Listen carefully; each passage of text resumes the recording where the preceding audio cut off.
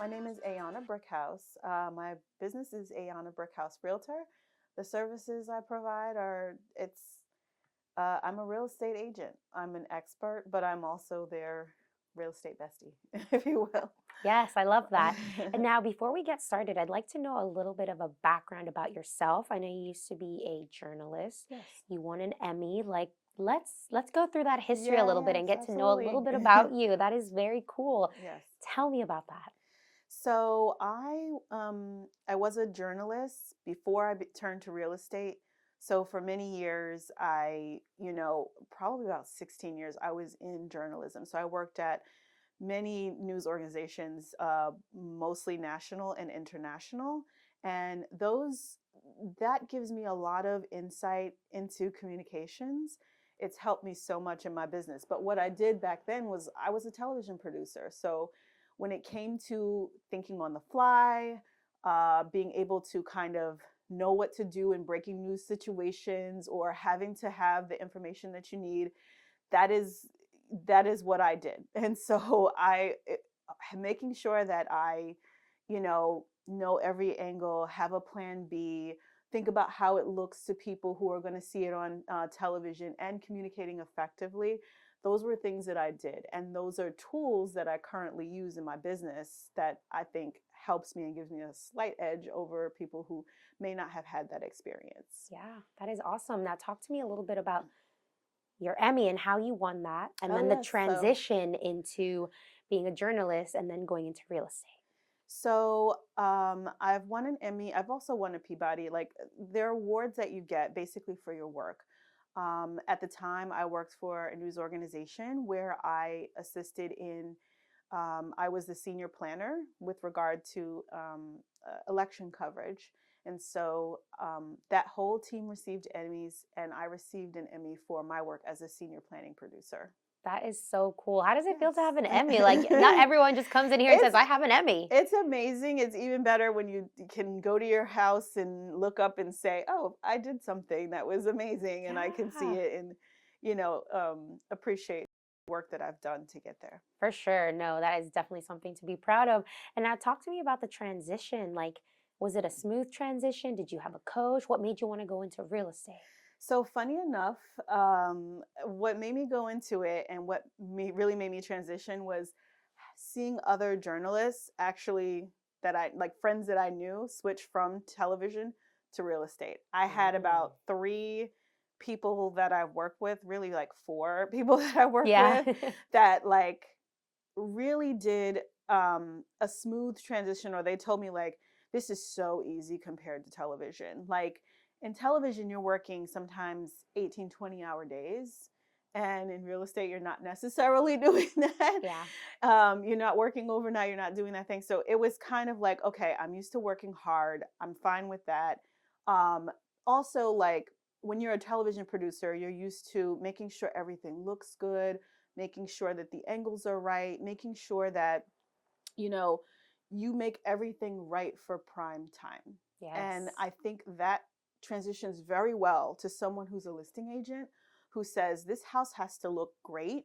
This house has to look amazing because there are people who are going to come in here and it has to look their best because those people are buying based on what they see. Yep. So, Absolutely. yeah, Love it. it helps. And then I would like to ask you about your seminar that you have coming up for first time home sellers. Talk to me a little bit about that. Yes. So a lot of times we focus so much on first time home buyers and making sure that they know the process. And that is amazing. It's great to do. But a lot of times we forget that there are people who are going to be first time home sellers who don't know that process, who are scared, who may not even know if it's time or they should sell a home. And what I plan to do with the seminar is really just kind of go through the ways in which I would help them market their home. Also, going over the steps to know whether it's really the right time for them to sell, because people have life changes Yep. and things happen, and they may need equity, to do renovations, but they may also need equity to size up because they have, a situation with their family that, that requires that. This seminar kind of helps them flesh that out Yeah. and also tells them what to expect when people are coming through their home looking through their home and what they can do to maybe, make sure that their renovations are in the best light so that when buyers come through, they see their home and they want to pay top dollar for it. Yes, no, So, for sure. And yes. then would there be other, I guess, interested sellers that would be here in this seminar too? So they could, I guess, have like people they could become friends with or amongst them, or is it more of a one-on-one type of No, seminar? it's a webinar. It will be something in which, they can talk through the process, but I plan to just talk to people who are just interested in selling. They don't necessarily have to want to sell now, but they may want to know what the process is Gotcha. coming up, because when life happens and when things change, it happens very suddenly. And Hmm. so knowing that process ahead of time, you're ahead of the game. Yeah, absolutely. For Absolutely. sure. And then when can they check out or sign up for this seminar? Do you have any dates? Is it on your website? It will be in late February. We're still nailing down the exact date, Perfect. but Okay. there will be a sign-in sheet, and they will receive information on that Cool. Yeah, I just coming wanted to soon. Yeah. say it in case anyone was listening. Oh, perfect. I want to Yeah. be part of it. That's wonderful. And then I'd like to ask you about marketing and how you market yourself and how you're getting the word out there about the type of services that you provide and just like putting yourself out there for clients to get to know a little bit about you and who you are.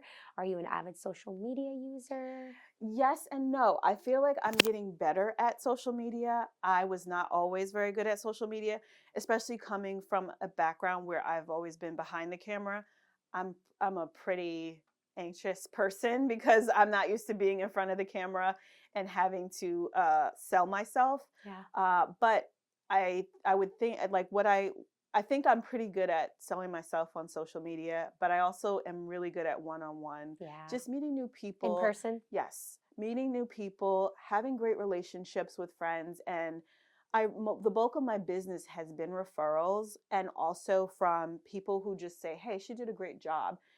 Can you help my family? Can you help my Yep. friend?" That is so. I would say I'm very good in person. Speaking to people at open houses. That's really been the bulk of my business, Yeah. and that's what I, And that's the best way when people refer you from yes, firsthand yes, knowledge knowledge. of working Yes, with you. So that's exactly. incredible. And then, what have been some challenges for you dealing with the real estate market and how policies and laws are always changing? Have Yes. there been any challenges that you have learned from or you're still going through? Would you mind sharing that with Yes, us? absolutely. I mean, real estate is always a challenge because every transaction is different. So I feel like I learn something new each and every time. Every agent that I know who's been doing it, longer than me, and I get a lot of information from them, they always tell me every transaction's different and every fire is not going to be the same Say no. fire. Yeah. And so I feel like a lot of challenges that I've had in the past have mostly been communication, like miscommunication with the other side, Mm, or things like that, or maybe not laying out exactly what expectation should be for the other agent that I'm working with. Those have been challenges, I would say, but for the most part, the challenges that I feel like people like me would face in this current market have to deal with really selling themselves and knowing that this buyers are really savvy. Like the new yes. generation of buyers, they want to know who they're going to work with. And so I come from a mindset of constantly having to interview. This is what I had to do in television. This is what you always have to prove yourself. And so having that type of mindset, I think is a challenge, but it's something that I'm going through. Yeah. So when I talk to buyers, I'm constantly saying to them, can I interview with you? You're going to employ a realtor through this. I do not think buyers should be alone in this. It's just not an easy market, and No. you never know who you're dealing with on the other side. The seller has an advocate, buyers should have an advocate. Yes. And so because of that, I always say, I want to interview for that job. I want to interview to be your real estate bestie. I Because love that. it's true, because it's like you need it. You need someone to tell you and help you, know all of the decisions that you need to make, Hmm. and also to know, the pitfalls that you need to watch out for.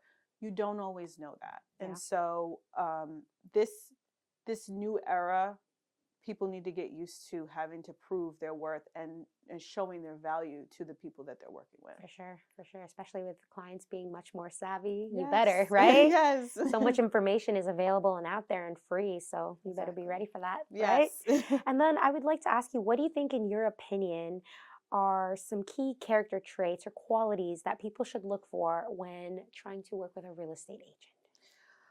They should absolutely ask for how that real estate agent communicates. I'm big on communication. I think 90% of the issues that we have in the world can be solved by better Communicate. communication. Oh yes. Oh yes. So, how that real estate agent communicates, how they talk to you, when they talk to you, how will they serve you? I think those are great questions to ask. Like, well, what are you going to do, throughout the week to help me through my process Mhm. of buying a home? I think those are important things to ask your realtor. Another thing that I think is really important to ask is also the value that they bring. What do they do that's different than other realtors? What do they How do they negotiate? Like, part of this is really knowing how that person is going to react when things aren't going well. Mhm. And so you want to ask them questions that, you know, are they a good fit with me? How do they, deal with challenges? What are the challenges that they face? How are they going to deal with the, influx of clients? How do they, I've had people interview me and they ask me, how do you deal with your day that will make sure that you have time for me? Mhm. And I thought it was the best question ever. I was like, you know what, here's how I normally structure my day, and because of this, this is the time that I work on my business at this time of the day, and then I work on, Yeah. with clients this time of the day. Does that work for you? Because it has to be a good fit. Mhm. If there's a client who expects me to be, available 24/7, I may not be the realtor for them, but if they expect me to be available 17 hours out of the day, sure, I'll be that realtor, but maybe not 24.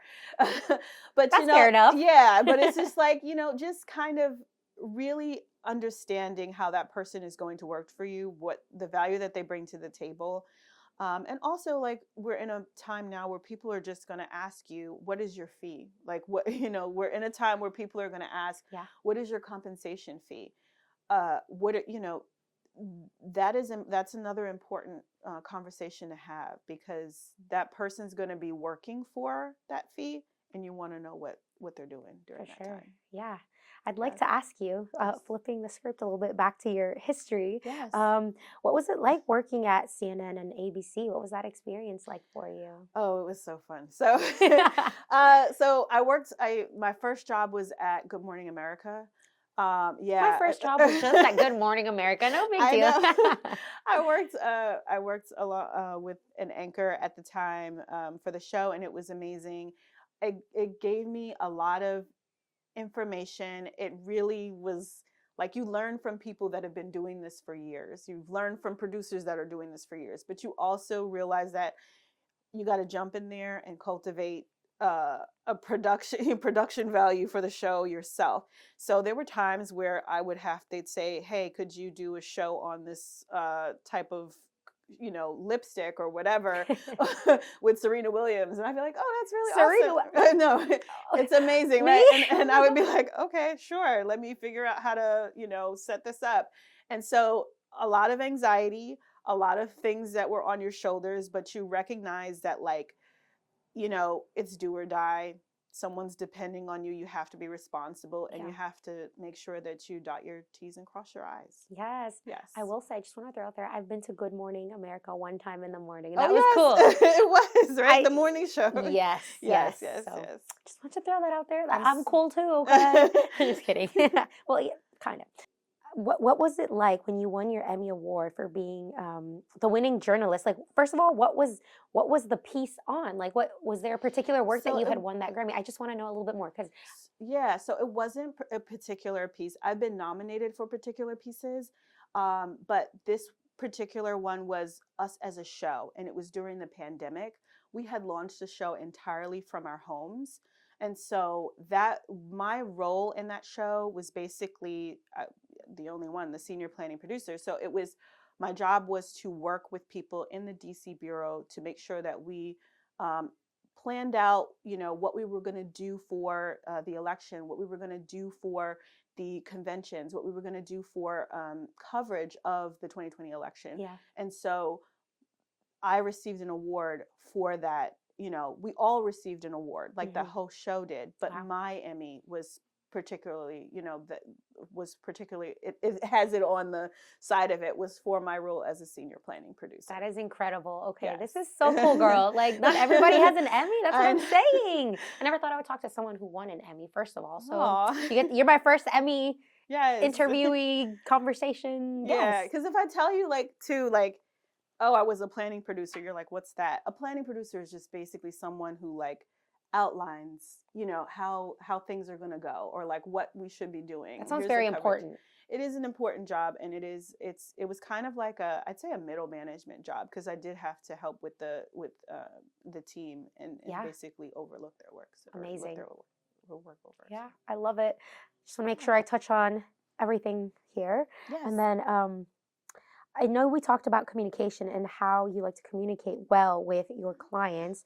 I'd like you to maybe tell me why that piece is so important. And maybe have you maybe worked with other realtors who have not been able to communicate well, and how do you look at that to inspire you to be able to talk to other people and just up your communication game? Yeah.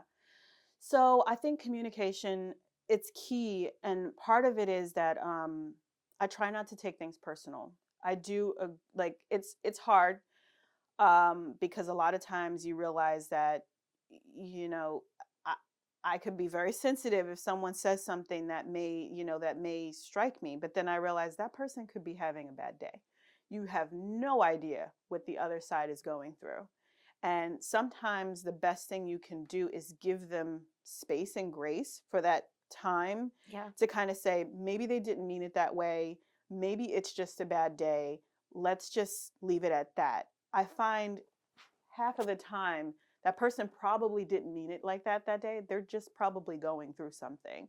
And I try to have a little bit of empathy and grace for these people, because I know if it were me and I was having a bad day, or I was going through something, and I maybe, lashed out or got a little, Cranky. upset or cranky or something, I would want them to give me grace. I'd also want to, I'd apologize to that person, because I think, a lot of times we need to do that. Yes.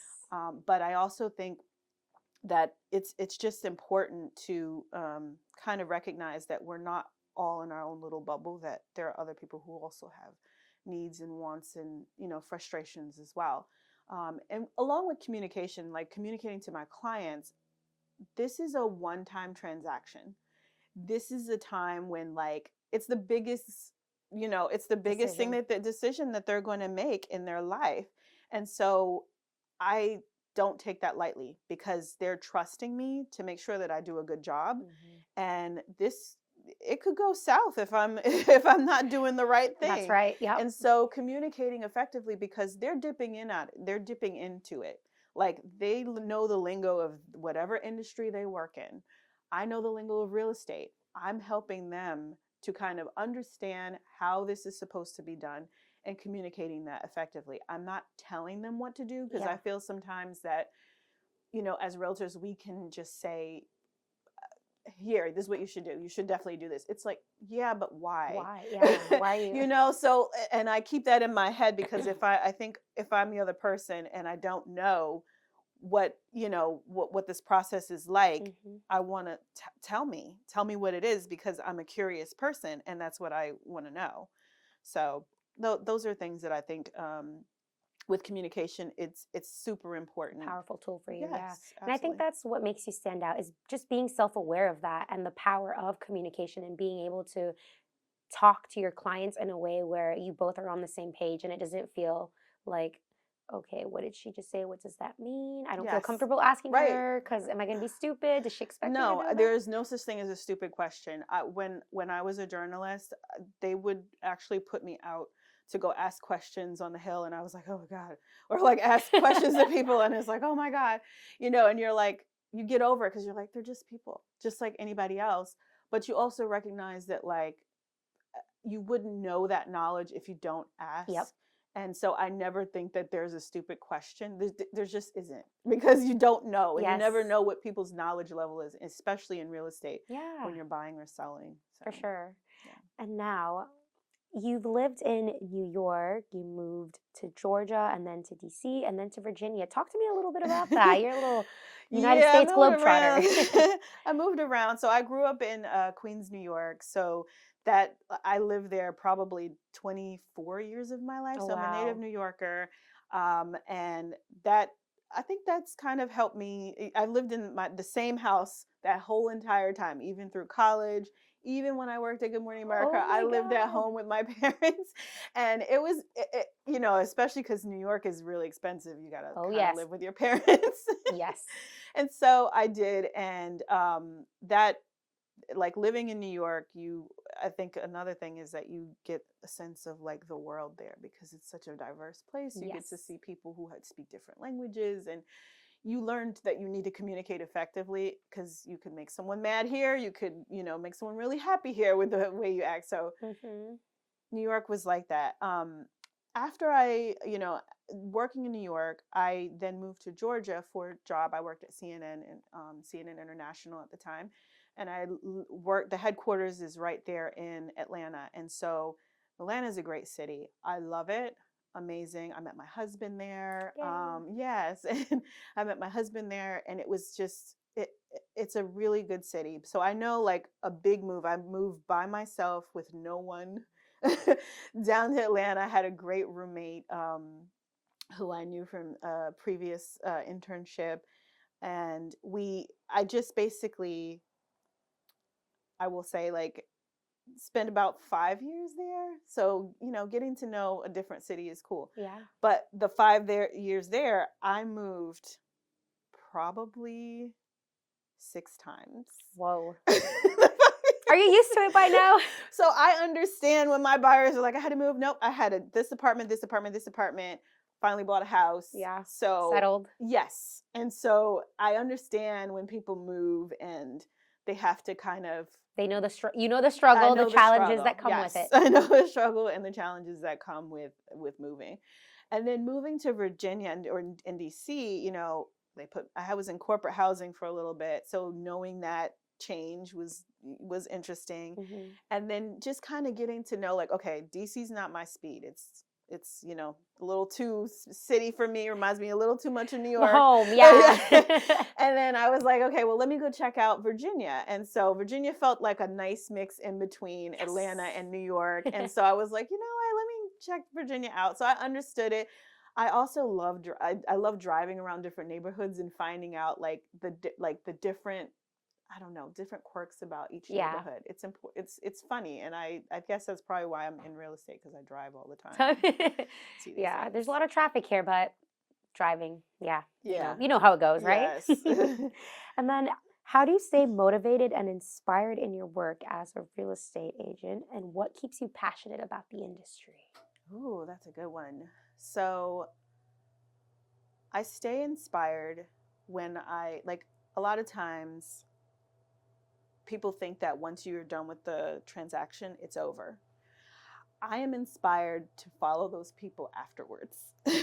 And so I want, sometimes I host housewarmings for Oh, people. I, follow up with them. Like this month, I'm actually doing a yoga event with with my clients, with my okay. past clients. I follow up with them because I want to see where their life is. I want to see what this new home has done for them. Yeah. I love seeing people who have new children, or who, have used their house to have extra income, or who've sold their house and went to, live elsewhere. I just feel like I like being a part of the process, even if I was just a little piece of that process. I like having that impact, because I feel like we're all doing something and we're all trying to find the meaning of life. But my meaning in life is building a legacy of people who are growing wealth. I I can't I can't understand why I would just do it to do it for myself, to say I'm top realtor, I'm this and that. It's like that's fine, but I like to know where those relationships ended, or Yeah. not end, but I should say Where they go, where where they they lead. go, where they lead. Yes, where they're continuing to live on after I'm done and out of the Yeah, process. no, and I love that. It's kind of like checking up on them. Like maybe Yes. they didn't know who to reach out to until they went to your event. Like everything is fine, but I've been having trouble trying to find like a good park where it's Yeah. just like, well, I got you, girl. I'm Yes. glad that we touched base, right? Right, Stuff exactly. like that. So I Yes. think that's so beautiful. And the fact that you guys are doing like a yoga event, like Yes. perfect. I did the yoga event because it's the beginning of the year and I was like, I want you guys to have a moment of zen. I want the people Yes. that I know to start their year off right, and yoga has been such a great thing in my life. So For it's sharing it. yes, exactly. That is So awesome. thank you. Good for you for doing that. Yeah. And then I would like to ask, how do you balance work and your personal life? And do you have boundaries or Oof. have you learned to have boundaries? Are you still learning? Yeah. I feel that, girl. So I'm definitely still learning about how to have boundaries. I would say, my family comes first.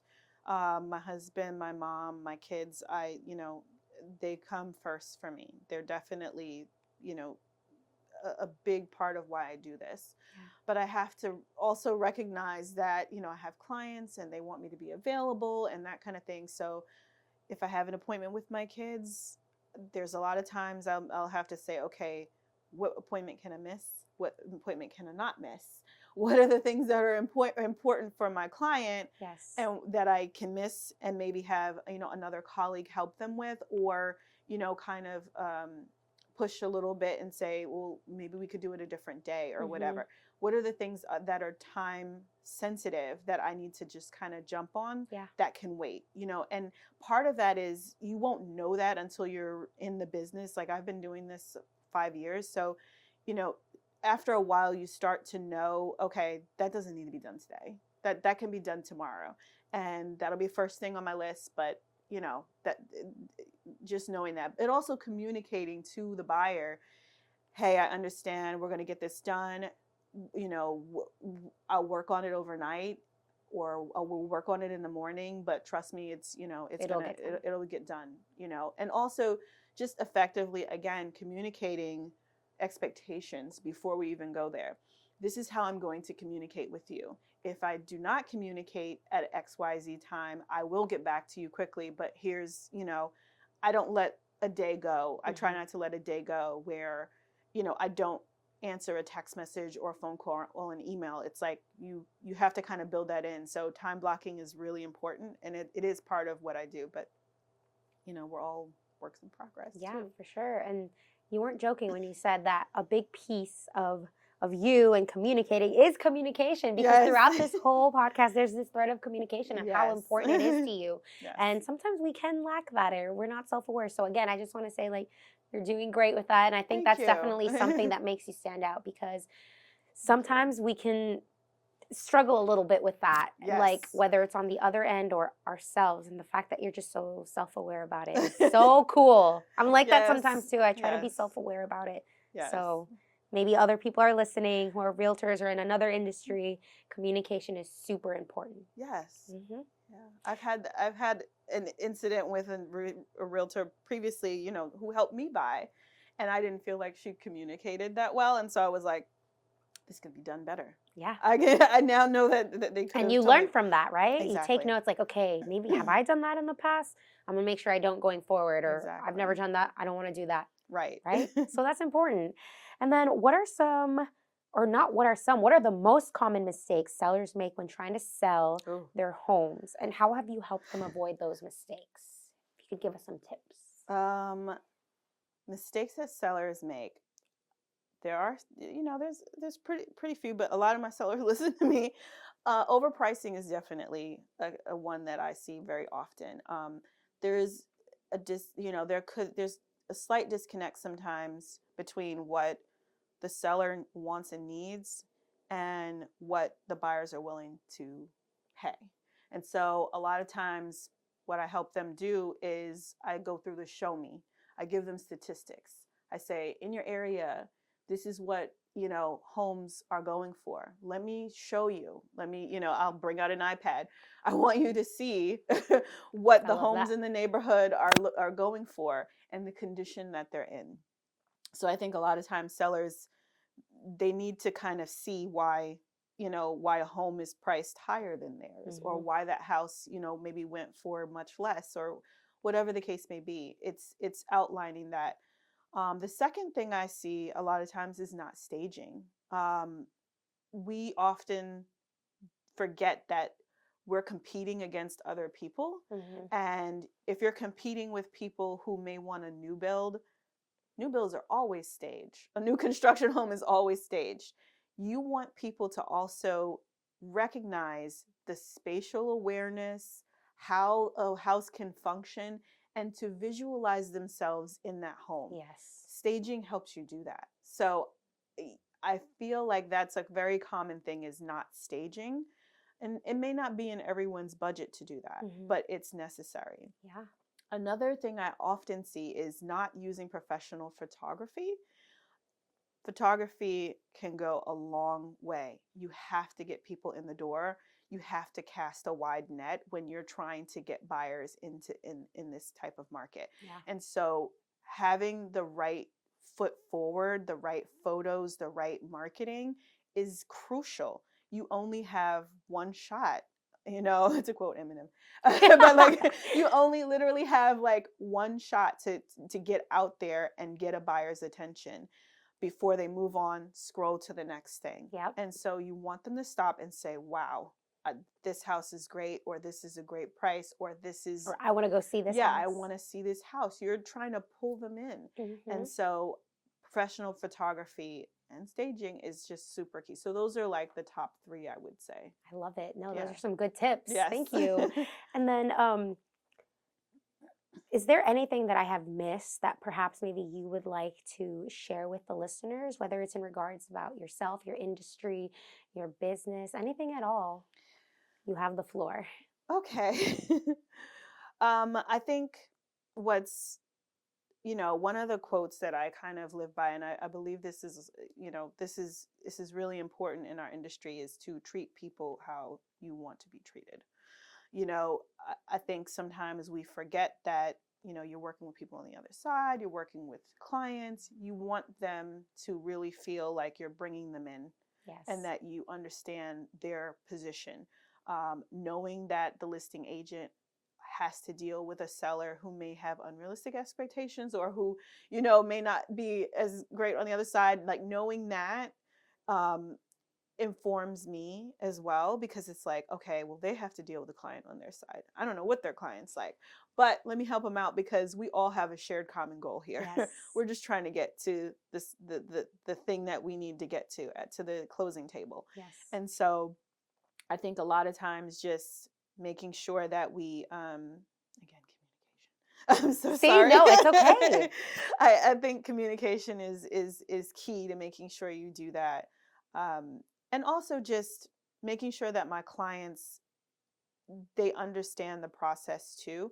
I don't want to over communicate, but I also want to make sure that they feel comfortable with this process For and sure. how it's going. Absolutely.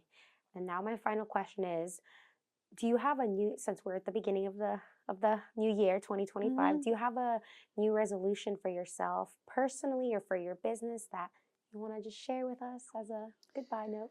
Yeah, I think this is the year of just really kind of, I would say, I want to be a little bit more organized. My clients will tell you I'm organized, and I'm organized on paper, but not in my head. I feel that. There are times where it's like, okay, wait, hold on. So my New Year's resolution, if anything, or my goal, is to make sure that I feel organized in all those areas. Health is important to me. My family is important to me. My clients and my business are super important to me. So I feel like making sure that I focus, I focus on myself first, and then kind of helping everyone else out Yes, is, super important. yes. Yes, very important because you know what they say, if you don't take care of yourself, everything else Yes. will not be able to. to Yeah. function, you To know? function, you have to put the air mask on before you can help everyone else out. Exactly. Perfect analogy. Well, I want to say thank you so much for coming on the podcast today and Thank for sharing you. your experiences, your wisdom, and I guess my keyword for this podcast is communication because very Yes. important. We talked about it all right. Yes, we Thank you did. so much. Yes, absolutely. Thank you. You're welcome.